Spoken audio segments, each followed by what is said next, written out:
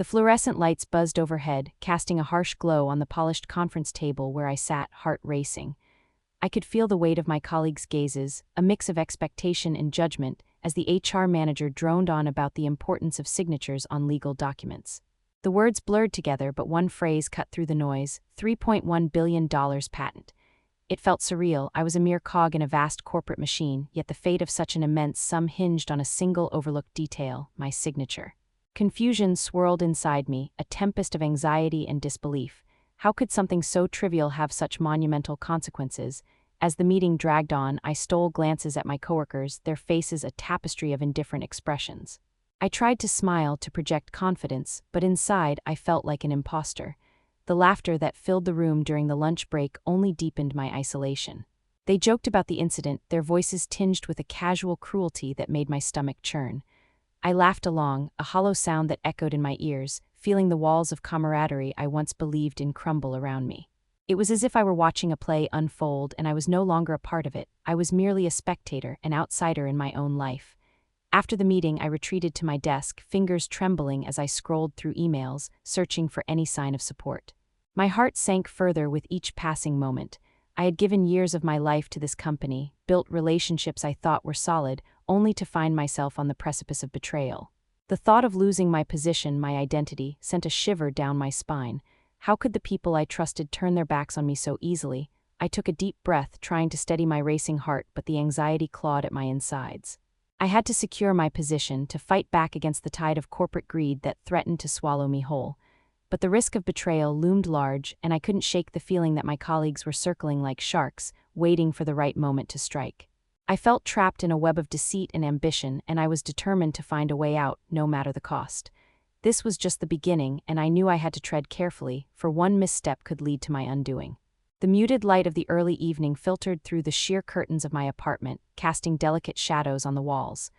I sat at the kitchen table, a cup of chamomile tea steaming gently in front of me, its floral aroma mingling with the faint scent of lemon from the dish I had prepared for dinner.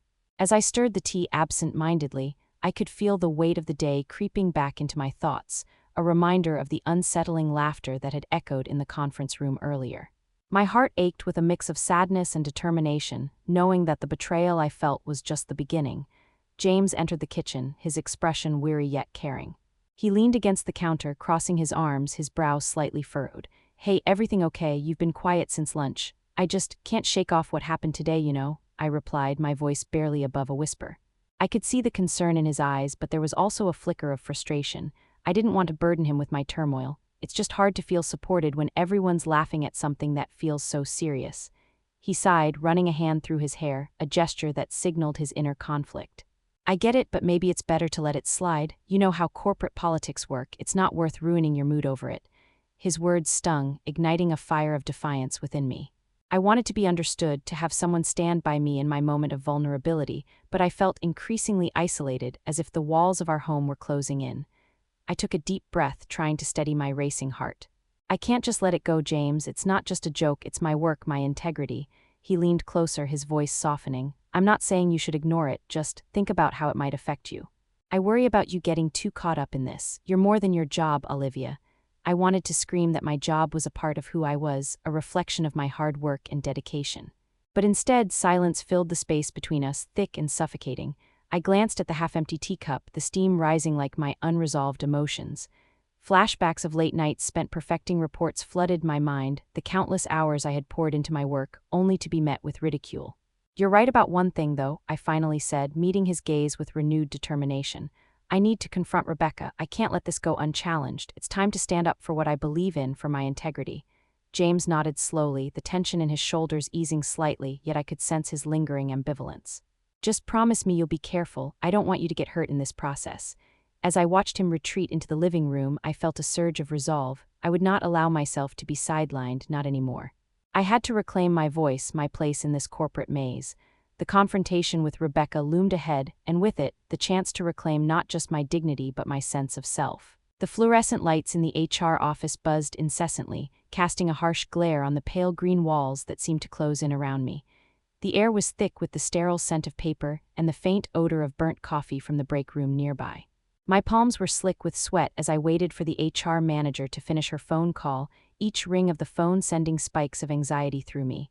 This was it, the moment I had dreaded since that fateful meeting when the laughter had felt like daggers piercing my resolve. I couldn't shake the feeling that I was being set up for a fall. As she finally hung up, I caught the flicker of impatience in her eyes. "Olivia, thank you for coming in." "Let's get straight to it," she said, her tone clipped and devoid of warmth. My stomach churned as I sat down, the plastic chair uncomfortable against my skin. I could feel the weight of her gaze, analyzing me as though I was the problem rather than the situation. "I regret to inform you that your badge has been canceled due to a misunderstanding regarding your signature on the patent application." "What do you mean? I wasn't even aware that my signature was missing," I protested, disbelief flooding my voice.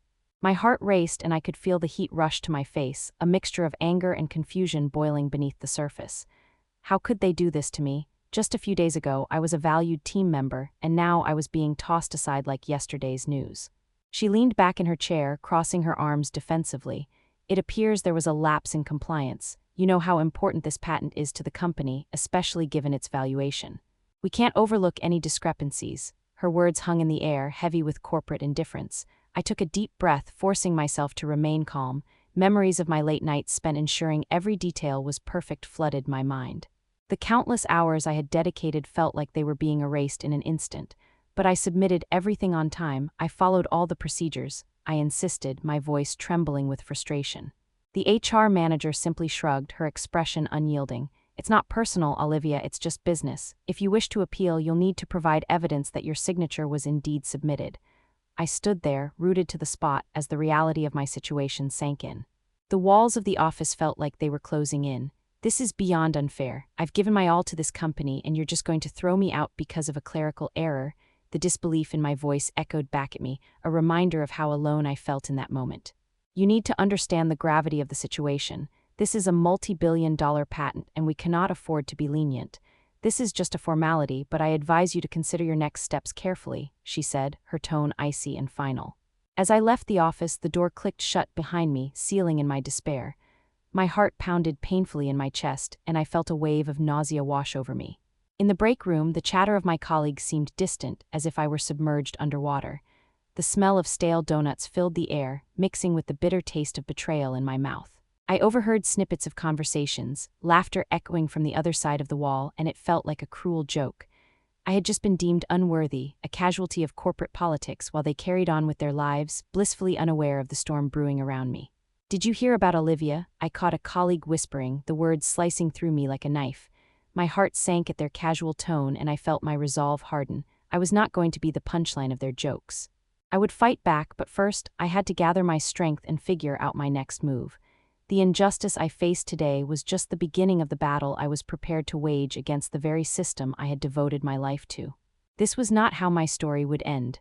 The fluorescent lights buzzed above me as I stepped into the corporate meeting room, casting a harsh glow over the polished conference table. My heart raced, each beat echoing in my ears as I took a moment to survey the faces of my colleagues, all of whom seemed to wear masks of indifference. The air was thick with a sense of dread, mingling with the faint scent of stale coffee that clung to the walls, a reminder of the countless hours we'd spent toiling away, our efforts now hanging by a thread. I felt a knot forming in my throat. Corporate greed was a beast I was ready to confront, but its fangs were sharp and merciless. Maya's presence at my side was a small comfort, her determination matching my own. "We can't let them get away with this, Olivia. It's time to make our voices heard," she whispered, her eyes gleaming with a fierce resolve that ignited a spark within me. I nodded, my palms clammy against the folder I clutched, filled with evidence of the wrongs we had suffered under the weight of our superiors' careless decisions. I could still hear the echoes of Mr. Thompson's laughter from the baby shower, a stark reminder of the mockery that accompanied our hard work. As the meeting commenced, the board members shuffled papers and exchanged glances, their expressions unreadable. I felt a swell of anger rise within me, the injustice boiling just beneath the surface. The time for silence had passed. I took a deep breath, feeling the warmth of Maya's support beside me, and stood. I need to address the elephant in the room. Our compliance efforts are not a joke, and the implications of failing to secure our patent are dire. We are at risk of losing everything we've worked for, and it's time we take this seriously. The room fell into a stunned silence, the tension palpable as every eye turned toward me. I could feel the heat in my cheeks, fueled by a mix of fear and determination. Rebecca, seated at the head of the table, raised an eyebrow, her lips curling into a condescending smile. "Olivia, you're being dramatic." We've handled crises before and we'll handle this one too, she retorted, her voice laced with the venom of corporate indifference. Dramatic, this is our livelihood, Rebecca, the DOJ is involved. This isn't a game, I shot back, my voice stronger than I felt. A murmur rippled through the room, indicating that some of my colleagues began to understand the gravity of the situation. I could see doubt etched on their faces, shadows of fear playing across their features.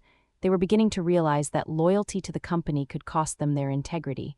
Rebecca's eyes narrowed, a predator sizing up its prey. You need to learn your place, Olivia. This is corporate business, not some playground for your emotional outbursts, she sneered, her words dripping with disdain.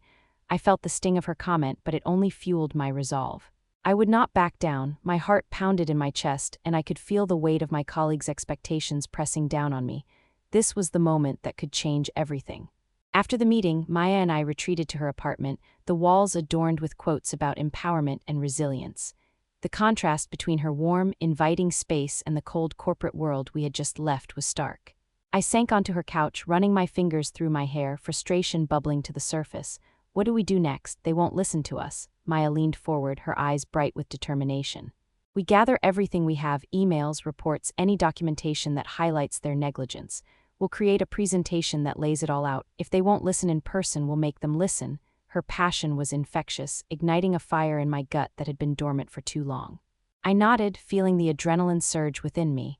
This was no longer just about me, it was about all of us who had been trampled under the weight of corporate greed. As the sun set outside, casting a warm glow through the window, I felt a sense of clarity wash over me. I was ready to fight back, not just for my job but for the integrity of our work. This was about reclaiming our dignity and standing against the powerful corporate machine that had sought to silence us. I could feel the resolve solidifying within me. I would confront Rebecca in that boardroom again, not as a victim, but as a force to be reckoned with. The battle was just beginning, and I was prepared to unleash the storm. The soft glow of the afternoon sun filtered through the branches of the trees in the park, casting gentle shadows on the grass beneath my feet. I took a deep breath, inhaling the fresh scent of blooming flowers, a welcome distraction from the turmoil that had consumed my life.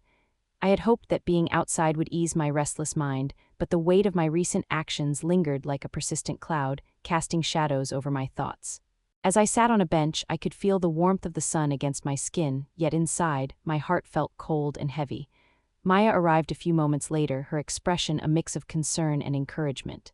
She plopped down beside me, the sound of her sneakers squeaking against the bench breaking the silence. "You okay?" she asked, her voice soft yet probing. I could hear the underlying worry in her tone, matching the unease I felt within. I forced a smile, but it faltered almost immediately. "Trying to be," I replied, glancing down at the earthy texture of the bench, feeling the roughness beneath my fingers. "You did what you had to do, Olivia. Standing up for yourself is never easy, but you have to remember that sometimes peace comes from confrontation," Maya said, her words a mixture of wisdom and reassurance. I appreciated her support, but doubts still gnawed at me. Had I made the right choice? The confrontation with Rebecca had left me feeling raw and exposed, and now, the aftermath was echoing in my mind like a haunting refrain. I could still hear the sharpness in Rebecca's voice, the way she had dismissed my concerns as mere dramatics.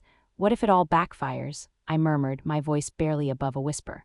The thought of losing everything I had worked for felt like a weight on my chest, squeezing the air from my lungs. I remembered the look on the board members' faces during the meeting, their indifference cutting deeper than any blade. Maya placed a comforting hand on my shoulder. "You have to trust that you did the right thing. The truth has a way of coming to light, and you've sparked a conversation that needed to happen. You're not alone in this," she assured me. Her words were meant to comfort, but they felt like a fragile promise, one that could shatter with the slightest pressure. We sat in silence for a moment, the sounds of laughter and distant chatter from other parkgoers contrasting sharply with my internal storm. I thought about my family, the supportive voices that had always encouraged me to stand tall and fight for what was right. But now, I felt like I was straddling a line between right and wrong, loyalty and betrayal. "Do you think I can find closure after all of this?" I finally asked, my voice trembling slightly. The question hung in the air, heavy with the weight of my uncertainty. I watched as a couple strolled by, hand in hand, their laughter brightening the day. I longed for that peace, that simplicity, but it felt worlds away from my reality. Maya leaned closer, her eyes earnest. "Closure comes from within, Olivia. It's about how you move forward from here. You've taken a stand. Now you have to believe in it. You can't let this define you. You're stronger than that." Her confidence ignited a small flame of hope within me, but the flicker was fragile, easily extinguished by the shadows of doubt that still loomed. As we sat there, the sun dipped behind the trees, bathing the park in a warm, golden hue. I closed my eyes for a moment, allowing the sounds of nature to wash over me. I needed to reflect on my journey, to find strength in my choices and remember why I had fought back in the first place. Perhaps peace was not about avoidance but about embracing the chaos and finding a way to navigate through it. When I opened my eyes, determination flickered within me. I could not let this situation define my identity. I would rise from the ashes of this turmoil, stronger than before. It was time to reclaim my narrative and forge ahead, with or without the approval of those who had betrayed me. As I stood up, the sun broke free from the clouds, illuminating the path ahead, and for the first time in days, I felt a glimmer of hope. "Let's go grab a coffee, Maya. I think I'm ready to talk to my family about everything," I said, my voice steadier now. It was time to share my truth, to embrace the journey that lay ahead, and face whatever came my way with courage. Maya smiled, her eyes lighting up. "That's the spirit, let's go," she replied, and together we walked away from the park, ready to face the next chapter of this tumultuous story. The fluorescent lights in the HR office buzzed incessantly, casting a harsh glare on the sterile white walls. A faint odor of stale coffee wafted through the air, mingling with the faint scent of anxiety. I sat at the small, round table in the center of the room, my fingers tapping nervously against the cool surface, a rhythmic reminder of the storm brewing within me. The HR representative, a woman with sharp features and an even sharper voice, shuffled through a stack of papers, her expression unreadable as she prepared to deliver the news I dreaded. "Miss Ashley," she began, her tone clipped and businesslike, "I regret to inform you that your badge has been canceled due to a compliance issue surrounding the patent filing. Your signature was notably absent, which has raised serious concerns." Each word hit me like a punch to the gut, the weight of betrayal crashing down around me. I felt my breath hitch, a surge of panic rising within me, but I forced it down. This was not the time to crumble. Images of my colleagues flashed through my mind, faces I had trusted, now tainted by their silence in the wake of Mr. Thompson's mockery. Had they conspired against me? My heart raced, fueled by a mix of disbelief and fury. "This is a mistake," I managed to say, my voice steadier than I felt. "I've poured my heart into this project." "You can't just—" "I'm afraid the decision is final," she interrupted, her gaze unwavering. The finality in her voice echoed in my ears, amplifying the sense of injustice that burned within me. How could they do this? The overwhelming desire to fight back surged through me, igniting a fire I didn't know I had. As I stood to leave, an unexpected clarity washed over me. This moment was not the end. It was the catalyst I needed to reclaim my narrative. I would not let their betrayal define me. My silence was never consent, and I wasn't going to allow myself to be pushed aside. With each determined step back to my desk, the resolve solidified within me. I would devise a plan, gather my allies, and expose the truth behind the corporate greed that had ensnared me. This was just the beginning of my fight, and I was ready to take back control. The door swung shut behind me, the finality of that action reverberating in my bones. I could feel the adrenaline coursing through my veins, a powerful reminder that I was still in this game, and I would play to win. The stakes had never felt higher, and I was ready to rise from the ashes of betrayal. "This ends with me." The quiet hum of Maya's apartment enveloped me as I paced back and forth, the sunlight streaming through the sheer curtains casting a warm glow on the cluttered coffee table littered with empty takeout containers and crumpled papers. It smelled faintly of jasmine, a stark contrast to the storm brewing inside me. I couldn't shake the mingled feelings of excitement and fear as the plan for my revenge began to take shape in my mind. I could almost hear the echo of Mr. Thompson's laughter from the baby shower, and it fueled my determination to take control of the situation. Maya sat on the couch, her eyes fixed on me with an intensity that both comforted and unnerved me. "You know this is risky, right?" she said, her voice steady but laced with concern. I paused, the weight of her words hanging in the air like the scent of her freshly brewed herbal tea. "I have to do this, Maya. No one else will stand up for us. If I don't act now, we're all going to pay the price for his arrogance." I could feel the adrenaline coursing through my veins, sharpening my focus. Images of the corporate meeting flashed before me, Mr. Thompson's dismissive smirk, the way he had belittled our hard work. I couldn't let that go unchallenged. "What's the first step?" Maya asked, and I could see the flicker of hope in her eyes. I took a deep breath, my heart racing with anticipation. "We need to gather evidence, something concrete that proves the extent of his negligence. If we can show the board that his actions jeopardized our entire department, we'll have leverage."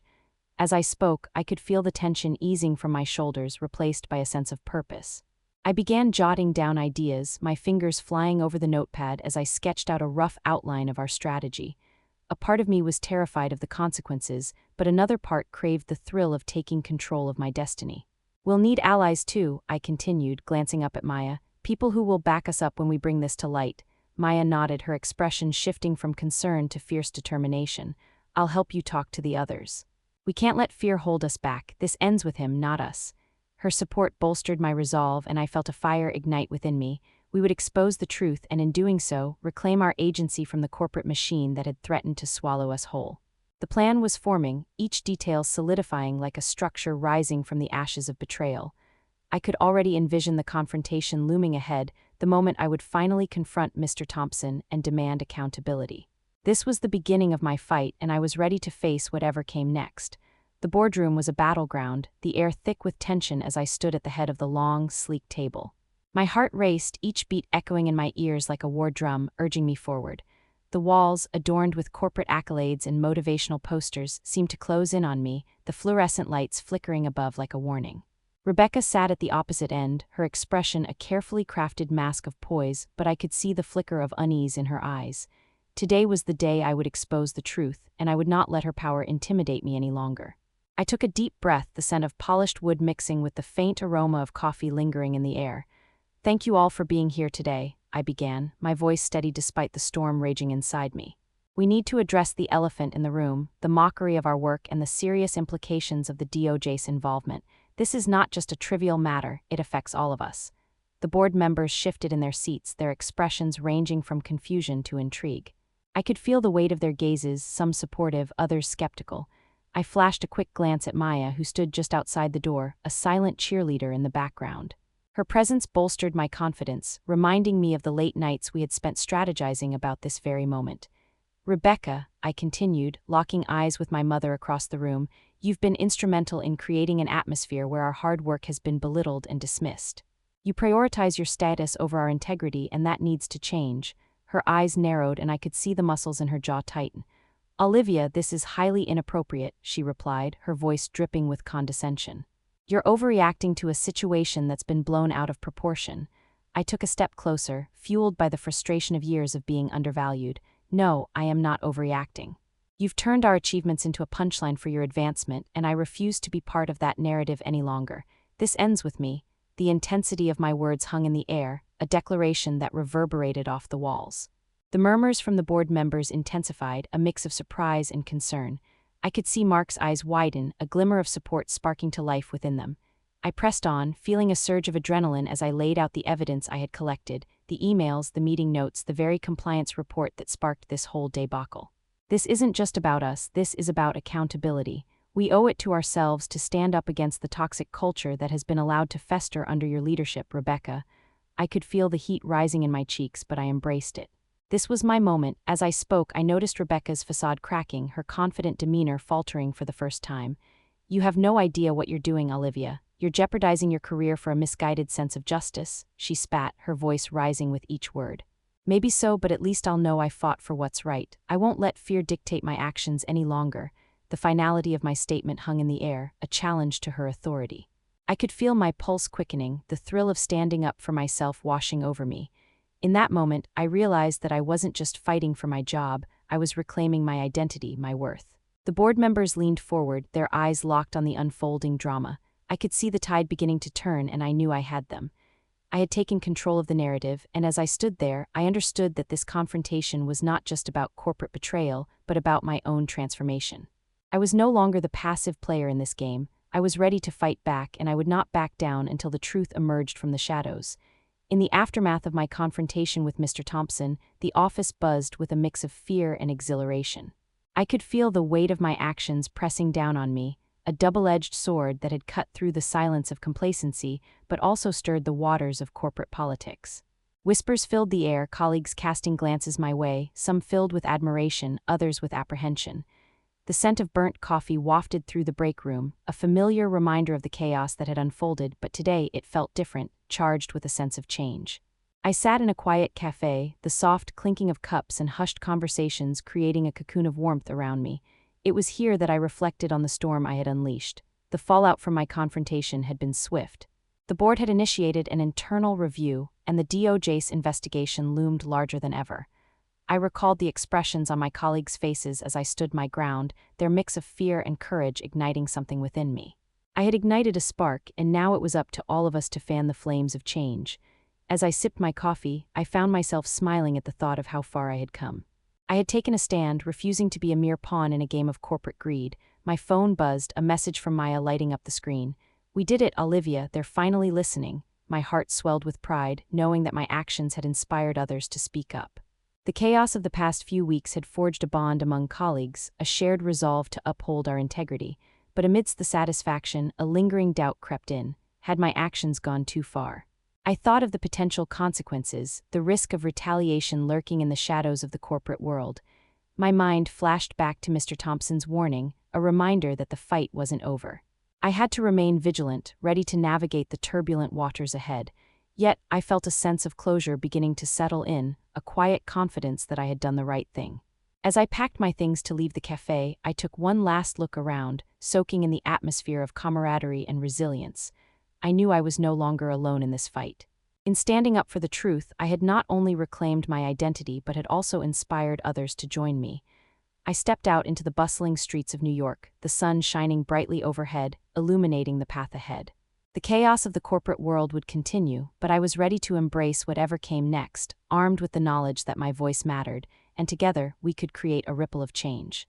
In the aftermath of the confrontation, I sat at my kitchen table, the dim light casting soft shadows over the remnants of my day.